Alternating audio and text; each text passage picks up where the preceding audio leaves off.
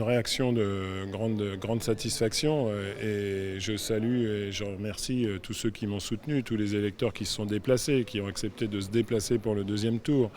Et ensuite, je salue ma suppléante, je salue et toute l'équipe de campagne. Et ils n'ont pas ménagé leur peine, notamment cette semaine. L'abstention, même si je la déplore, je la comprends. Je comprends que des gens qui ne croient plus en la politique, c'est pas de leur faute, c'est de la nôtre. C'est dire des choses, pas les faire. Donc au bout d'un moment, ça met en colère. Et puis quand on en a assez d'être en colère, finalement, on reste chez soi, on s'abstient. Bon, là, il y avait de l'abstention qui était volontaire au premier tour. Et on a bien vu qu'il y a eu un changement un petit peu d'orientation, puisque les Français ont dit, cette semaine, ont dit qu'ils étaient prêts à corriger un peu le tir. Et c'est ce qu'ils ont fait, puisqu'on n'est pas à 450 ou 470 députés République En Marche, mais on est à 350 ou 360. C'est que les vieux ne sont pas achetés quand même tout le temps.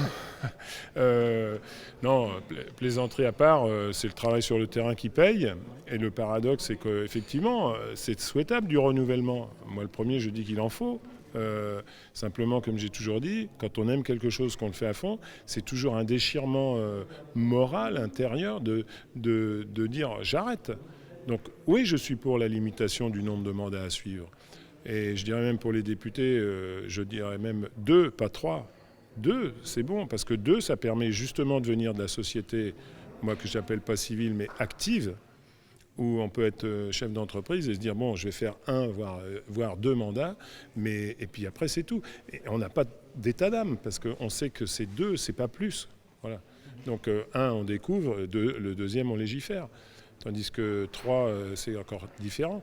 Moi, mon engagement, il a été différent.